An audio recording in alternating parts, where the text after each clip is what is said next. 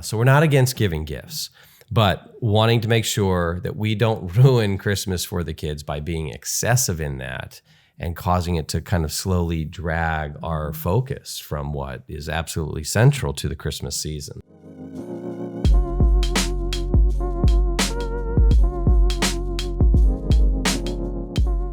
Thank you for listening to the Maven Parent Podcast. This year, we have produced Maven Parent Podcasts almost every single week. I think there was only 2 weeks it didn't come out. One was for Thanksgiving, and the other one was because I think Don't blame me. You called sick that day. But we hope that this is a resource that is equipping you as parents to mentor, to coach, to teach, to train the next generation. Because that's what Maven is passionate about. We are passionate about raising up a new generation of Christian students, who become Christian men and women who faithfully follow Christ in an increasingly chaotic and confusing culture. And so we just want to encourage you to stand with us financially. This is the end of the year, and people are looking for places to invest in the kingdom. And so we want to encourage you to invest in Maven. This work happens because of partners who stand with us. And so I want to encourage you really to consider the work of Maven. You can go to the Maven website, go to maventruth.com, and in the right-hand corner, there's a donate button, and to make an end of the year gift to support this work. And we're going to continue this work right now. And we're going to try and help you not to ruin Christmas for your kids. Because Erin and I have ruined, 17 out of the last 25 Christmases for our kids. So we speak out of a deep well of experience ruining Christmas for our kids. I mean, this is your title, Erin. You wanted this title, which is a great title. It's a good clickbaity title. Because parents out there don't want to ruin Christmas for their kids. But yes, in an American context, we might think, ruining Christmas for your kids means I didn't get them the right gift, or I don't know, we didn't do that's a lot of pressure to think about, not ruining Christmas for your kids. Yeah. And so you wanted everyone out there to feel pressure. I wanted them to feel a lot of pressure. No, when I thought about a title for our Christmas episode, I really did think, well, don't ruin Christmas for your kids.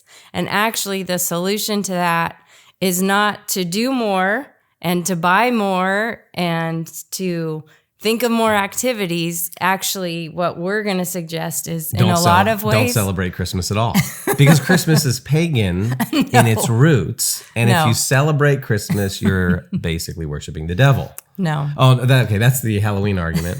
There are Christians who try to make that argument. For Christmas too. For Christmas too. It's flawed. In fact, next year, we're going to do a series of podcasts, I think in November, dealing with kind of issues like that and really how to make Christmas a very important celebration on the family calendar. But we're going to just assume that you celebrate Christmas. Yes. And that you think it's okay and that it actually is consistent with Scripture, because that's our view. All right. If you don't celebrate it, you don't have to worry about ruining it. So. Yeah. Well, no, actually, you probably are ruining it. You did ruin it. On my view, and your view, it would be you actually did ruin Christmas because you didn't celebrate it. Okay, so the first point, don't ruin Christmas for your kids. First point, celebrate it. All right, let's close in prayer. That's for some people out there, that's what they need to hear. Okay, but I think what we hope to communicate by the end of this podcast and to encourage you in is actually, hopefully it's to probably simplify and streamline a little bit more of what you're doing. This season can bring about so much chaos and so much activity and so much money spending and sadly debt for a lot of us that we can end the Christmas season exhausted and not really thankful for anything that happened, and kind of thinking, man, this is not what I was hoping it would be. Yeah. We're still paying off debt from Christmas 1998, I think. So you don't want to get into that situation. Actually, let's divide this podcast up into three main issues that we want to address. Mm-hmm. Number one, we want to address the issue of presents and gifts. Number 2, we'll talk about Christmas Eve a little bit. And then number 3, we'll talk about Christmas Day.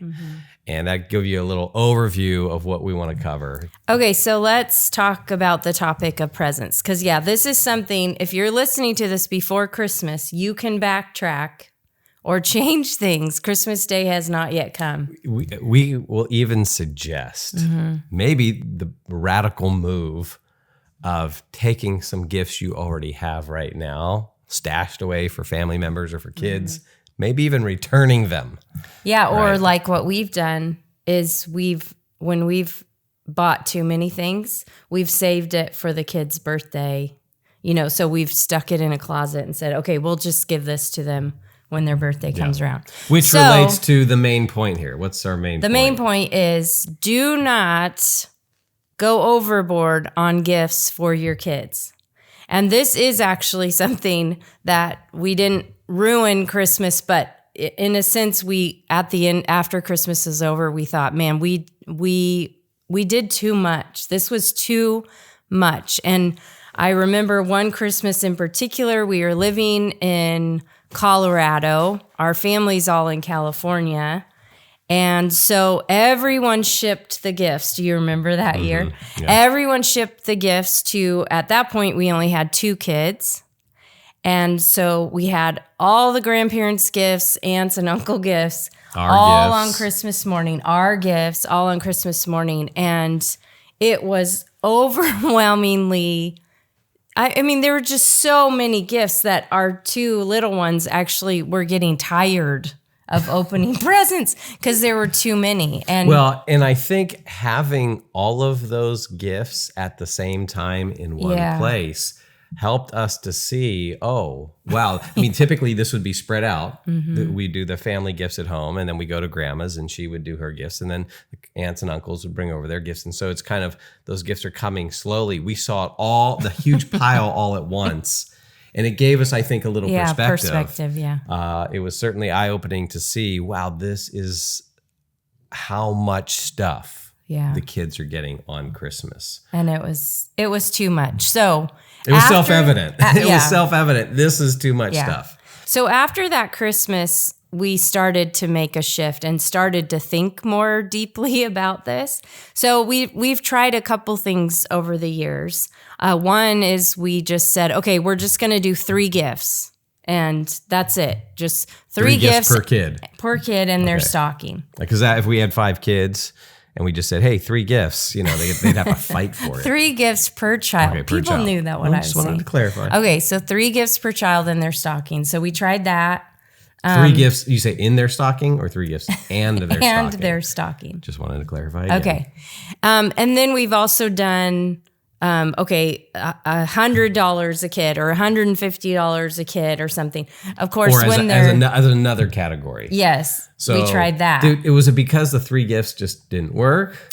Well, or we were just, I'm trying to remember. I think first we did the money one and we just picked a money amount, but that was hard because if you've listened to this podcast, we have 5 kids and they span over 17 years. So we had a newborn and a 17-year-old and 3 in between. So when you think about spending $100 on a 2-year-old, you could get a couple pretty good toys for that amount, right? But then when you think about spending $100 for a 16-year-old, sometimes that's not even a pair of shoes that they want, so what?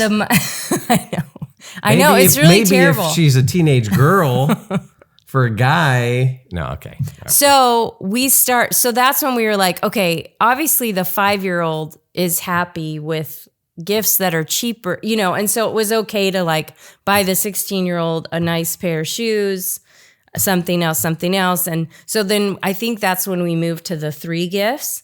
And then a number of years ago, we heard this slogan of gift buying, and we adopted it right away. We loved it. And it was that you buy your kids 4 different gifts in 4 different categories.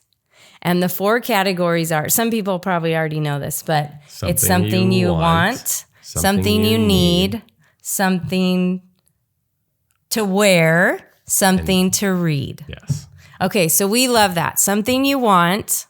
So that was a gift, they had on their list. Something they need, something they actually need, which sometimes is on their Christmas list too. Something to wear and something to read.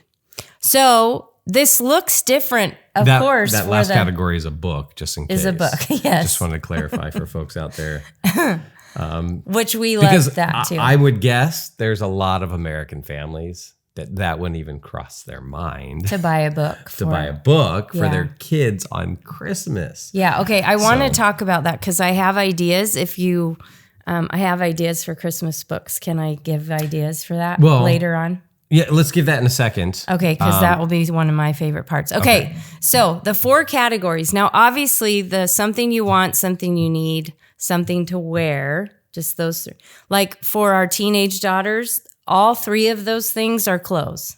Something they want, something they need, something to wear. All 3 categories for our teenage girls as they've been in the, so it's fun because it looks different for the different kids, but it does help us to limit the present buying to basically 3 things and then plus a book.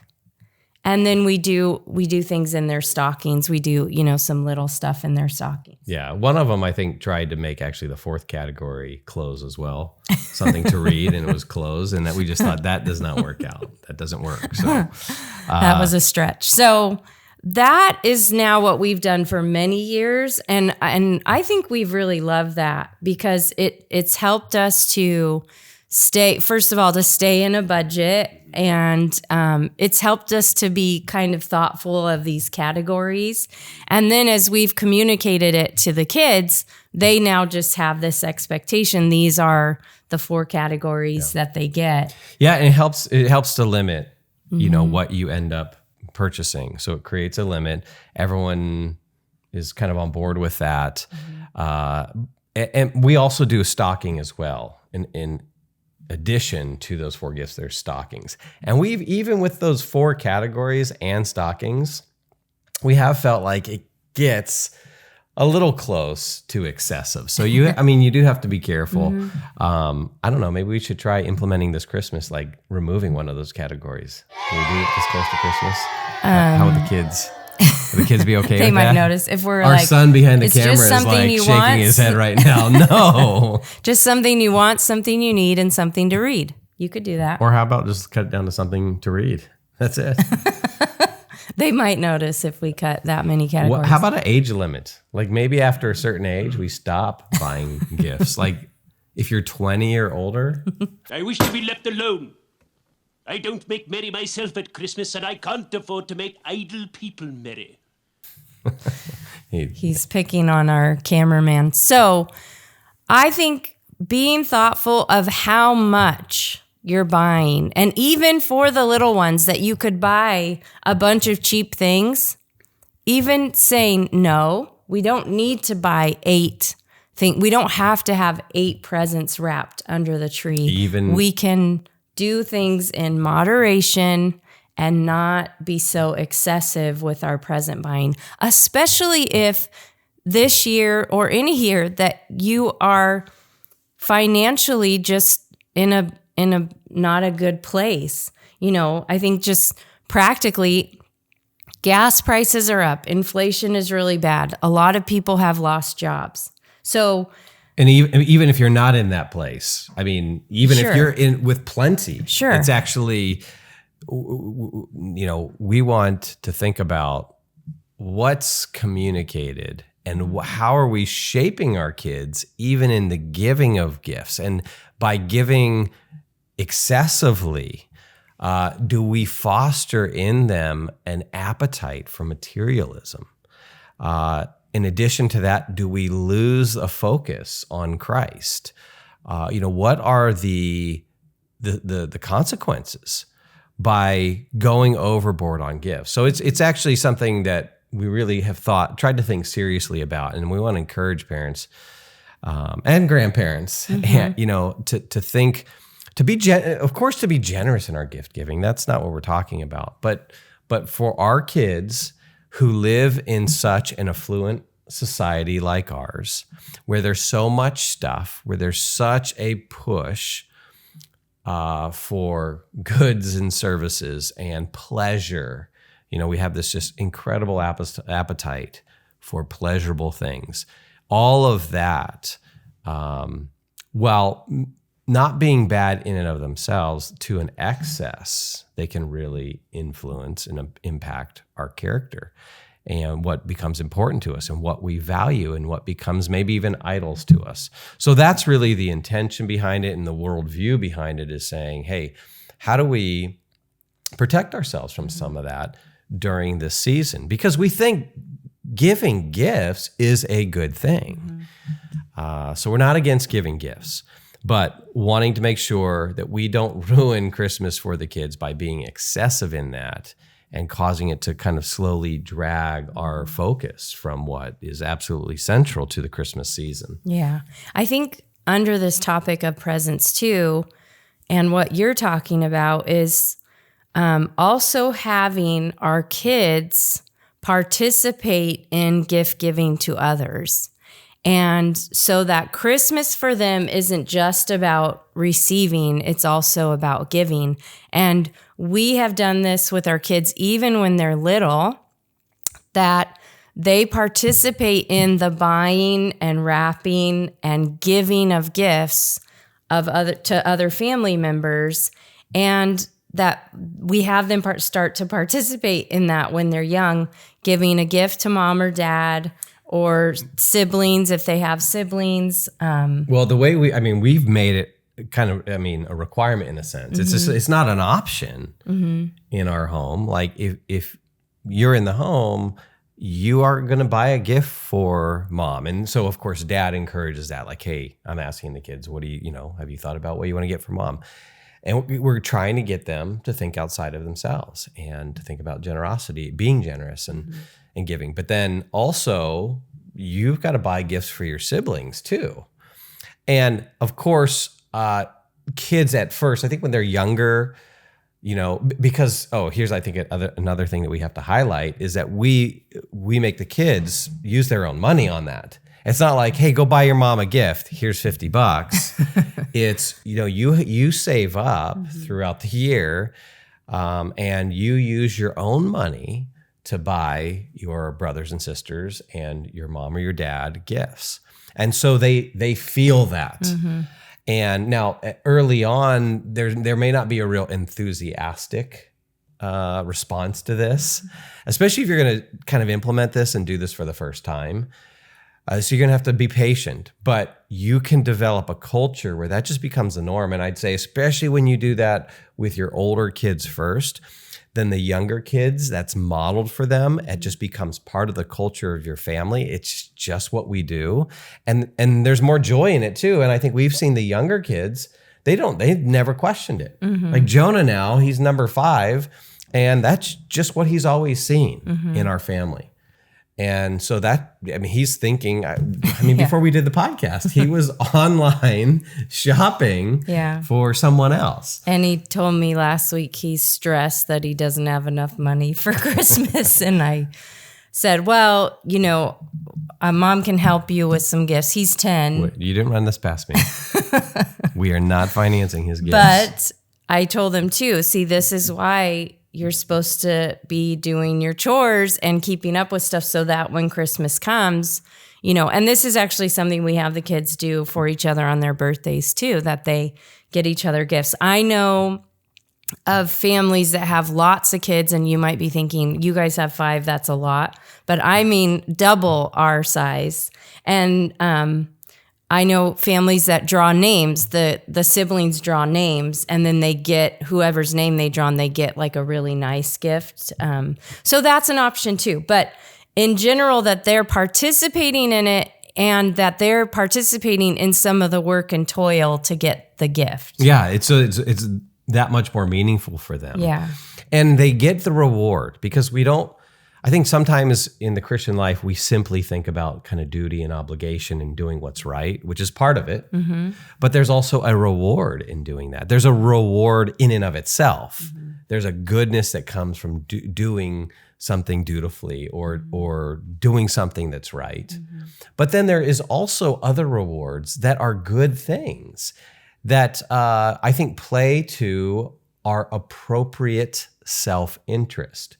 And that's where, as Christians, we need to make a distinction between appropriate self-interest and selfishness, which I think we've talked about on the podcast here. But, we're to love others as we love ourselves. So there's appropriate self-interest. And so what the kids experience when they give that gift is they get to experience kind of their brother or sister lighting up when they open that gift and they see that it's something they wanted and it was a thoughtful gift and it was generous. And then, they get a hug from their brother or sister and they just see the joy that the receiving produces. And so then there's joy that's produced in giving as well. And I think that can only happen if they've participated in part of the sacrifice that comes with gift giving. I just don't think you can experience that kind of joy without the sacrifice, which is why you might be thinking, oh, you wouldn't make a 7-year-old pay, like they have, $20 in their wallet. You wouldn't make them spend all of that on a gift. And we're actually saying, you should. And you could, and you probably ought to, especially if the money in their wallet is money they've earned. It's good for them to give all of that to other people and to say at Christmas time, I'm going to spend $5 on mom, $5 on dad. If you think about like a 6 or 7-year-old, that's a big sacrifice, and that's so good for them to do. Yeah, because it when it costs you something, it's more meaningful. If it costs you nothing, then often there's not as much thought in the gift. There's not an investment. And this is kind of just a basic law of life. The more you invest in something, the more meaningful it is. Now, of course, there could be a scale. So like Jonah's 10, we don't expect Jonah to spend, $30 or $40 per gift for his siblings. Whereas, Micah's 20, and he has a job and he's earning money. And so we expect him to spend $150, $200 per sibling. And for I mom thought you were going to dad, say on his parents. Well, on his parents, he should be spending like $250, $300. Humbug. So, and I've got some ideas for him that I want to specifically pass along. But no, so there can be a scale. So Jonah, it might be at this point, it's $10 per sibling, where the older siblings are spending more. And that's okay. But it is really getting them to focus. I think we've seen it. And we haven't done this, like ever since the beginning. Yeah. If you're right at the beginning with kids, I'd say do this early on. Yeah. Start this early on where you're really getting them to think. And we're talking 3 and 4 and 5 that you can start this. And obviously they're not going to have their own cash at that point. You're giving them some money, but bring them into the process. You and that kid go to the store, go with your 4 or 5-year-old to the store and say, we're going to go pick out a gift for mom, or we're going to go pick out a gift for your brother. And you shop specifically for them. And then you let them give the money to the cashier and have them help in the wrapping of it. Like, we don't wrap those gifts for our kids. They wrap them themselves. And put it under the tree. And over time, we've seen this really, and it's got momentum now to where we don't have to prompt the kids anymore. It used to be we had to prompt them every year, but now this is just a natural part of the family culture, and there's a lot of joy in it, and it helps our kids to think outside of themselves, to move into that selfishness, not just self-interest. So third idea was, we put down a note here. I'm trying to remember what we meant. Oh, an explanation of why we give gifts. With presents, I think, why do we give gifts? Why do we give presents? And explaining to our kids, hey, here's the ideas behind gift giving in Christmas, right? Because it's not just, oh, well, this is what we always do, there's some Christian imagery here, right? There's the idea that, well, God has given, his son as the greatest gift the world can know. And so we follow in his example, and in giving gifts can represent that.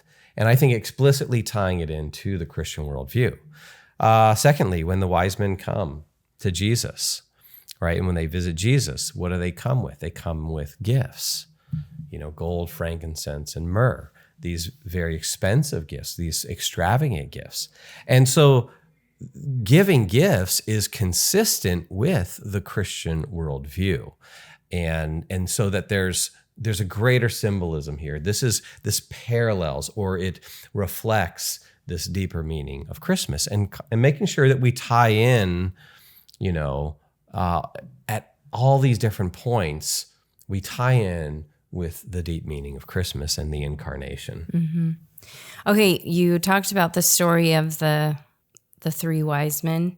Can I talk about books now? Yes, you can. Okay. Erin, you now have permission to talk about books. Okay, so we do encourage you to make giving books a part of your kids' Christmas and birthdays, so that you're encouraging reading and learning all the time in your family, that you have a culture of reading and learning. So if you have not yet found a Christmas book for your kids, or if you just want to build your collection of them, I have a few recommendations for Christmas books. So for picture books, speaking of the story of the three wise men, Tommy DePaola's book, The Story of the Three Wise Kings, is a beautiful picture book. Is it, how do you pronounce that? Tommy DePaola. Is it Paola? Mm-hmm. It's not Paola? No. Are you sure? Yep. Okay. He's Italian. I know. I have so many of his books. I can't believe you're really questioning I wasn't really questioning you. I've learned never to question you, honey. No, actually, I was doing that to kind of be a little facetious here, to highlight how you spell it for those who are not watching the podcast on YouTube, but are just listening. Show notes? Micah, can we put these in the show notes? Can we put these titles in the show notes with links? Okay. Yeah, because De Paola is kind of spelled a little funky. Mm-hmm. So okay, so we'll put links to these. So a couple more picture books that I think are wonderful Christmas gifts, or just to add to your Christmas collection. I could actually talk for an hour about Christmas books, but I won't. But this next one is The Stable. It's just a cute little picture book. It'd be great for like what a 2, group? 3, 4-year-old. Okay. Because it's a lot of rhyming words, and it's beautiful pictures, and I love that. Also, the last picture book I'll mention is The Story of Holly and Ivy, and it's a story of a little orphan girl and a doll, and it's one of our kids' favorite Christmas books, and I've given it to a lot of kids too. So these are 3 good. Does that have anything to do with Jesus? Not directly, no. But it does have to do with a couple who takes the orphan into their home, and this beautiful doll that she gets, and how it doesn't explicitly say that God orchestrates all of this, but there's virtue in there. Oh, totally. And that's what I want to highlight, is that the Christmas books don't, of course, our focus is Christ. That doesn't mean that every single Christmas book you buy has to be a book about the Christmas story. About it, yeah. Yeah, where this is set at Christmas time, but there are these amazing, wonderful virtues that, of course, find their source in God and in Christ. But just something to think about. I think sometimes we as Christians, we feel like everything has to be explicitly, about the gospel. And that's why sometimes we don't produce like good art, right? Or it comes across as propaganda. And so I want to help us think through that when we read books, when we read our books, when we read books to our kids, we're not just looking for stuff with explicit theology in it, although we are, we look for that stuff, we do that stuff, but we're looking for stuff that's true and that has goodness and, those kind of themes. And we take that approach to books, we take that approach to music and to movies. So it's not, well, that's secular, quote unquote secular, and that's Christian, and you can only listen to the Christian stuff. Yeah, because all of these 3 picture books and these 3 chapter books I'm about to mention all have truth and goodness and beauty in them. Especially these picture books are just beautifully illustrated. So I want to put beautiful things in front of our kids. And so I'm mindful of that. Okay. That's the picture books Those for are the the younger 3 picture kids. books for younger kids, if you have them. And I could say more, but I'll stop. Okay. And then the 3 picture books that our family loves to read every You said Christmas. picture books. I'm sorry. The 3 chapter books that I picked out, again, I could do more, the first one, of course, is A Christmas Carol by Charles Dickens. Who? Oh, no. Charles Dickens. I've taught you who he is, remember? You've taught me. Okay, so A Christmas Carol, a lot of people have watched the movie, but the book itself is not very long. And the words and the language and the story that sometimes is left out of parts of the story that's left are all in the beautiful story that Charles Dickens wrote. So read this out loud to your family. It's a wonderful book to read at Christmas time. Don't just settle for showing your kids Mickey's Christmas Carol. Yeah, although that is one of my favorite Christmas movies, is the Mickey Christmas Carol. I love it. I just watched it with the kids a couple nights ago. I mean, that's okay. Okay, so I'm not against those things, but the book itself is much better. Exactly. Don't let it be a substitute. Yeah. Now, I would say after you read A Christmas Carol to your kids, a really good movie to watch is The Man Who Invented Christmas, which is kind of the story of Charles Dickens writing it. Yeah. So that would be a little supplement. That's one of our favorite. You're not allowed to do that before you read the book to your kids. And of course, A Christmas Carol is not explicitly about Christ, but everyone knows this story, so we know the virtues in the story are so good. Okay, another book that we love to read at Christmas time, and it cracks us up, is The Best Christmas Pageant Ever by Barbara Robinson. And this is a story of this family of kids who are just out of control. They get in trouble in school. Much like our own kids. They curse. It really hits home. They curse. They smoke cigars. They do all this crazy stuff. Wow, this really does hit home. They curse and smoke cigars. So anyways, but these kids who are totally uncultured, don't know anything about Christianity, sign up for this Christian Christmas pageant at the local church. And of course, they're a disaster, but the redemption in the last couple chapters are wonderful. It's such a heartwarming story. So The Best Christmas Pageant Ever is so funny and so good. Do you cry? I cry every time. This will make you cry. And then the last one I'll mention, which again isn't explicitly Christian, is called The Family Under the Bridge by Natalie Savage Carlson. And it's a story of a homeless man who meets a mother and 3 kids who are recently kicked out of their home. And this is just a few days before Christmas, and this homeless guy, his heart is softened towards these kids. And it's such a great story. I may possibly cry during this one as well, but it's a great story that is just so captivating, and your kids will love you reading these stories out loud to them. So you do cry on this one too. Is it a 1 cry, a 2 cry? Oh my gosh, whatever. 3 cry? It's a touching story, and if you have a heart, which I do, implying that I don't. If you have a heart, you may shed a tear. Well. But these are wonderful stories that could be wonderful gifts for your kids, or you could buy as a family gift and read it together. So make books, good, beautiful, true books, a part of your Christmas present tradition is, I think, a beautiful new tradition maybe for your family. If not, if you already have Christmas books, here's a few more to add to the list. Yeah. And I think some parents, I'm just thinking about some of the objections that might be out there. Like, well, you know what? My kid's not going to read it.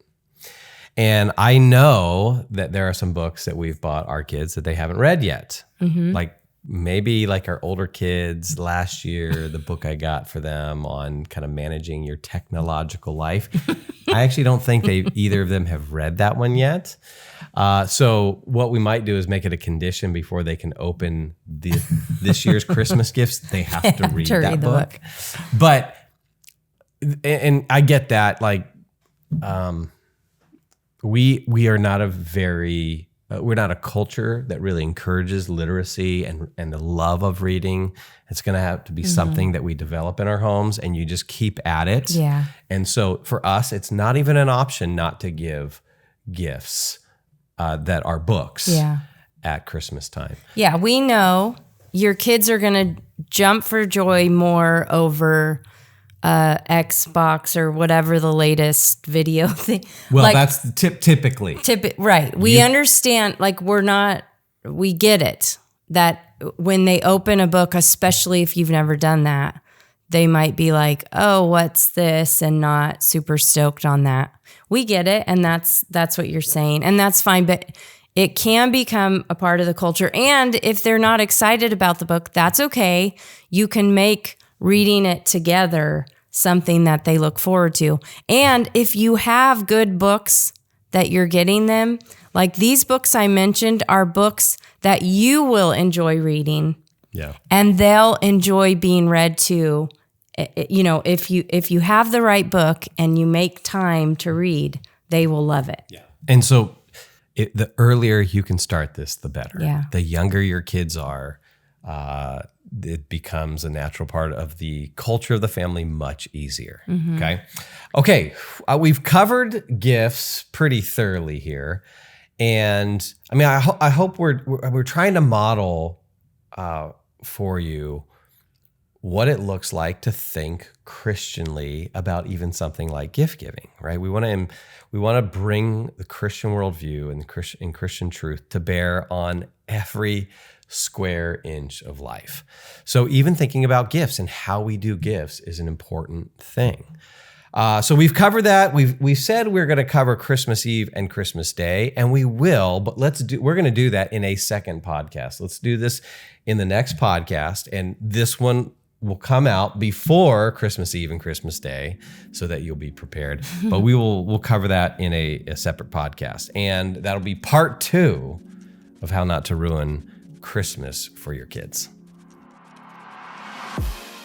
Maven exists to help the next generation know truth, pursue goodness, and create beauty for the cause of Christ. To find out more, check out maventruth.com.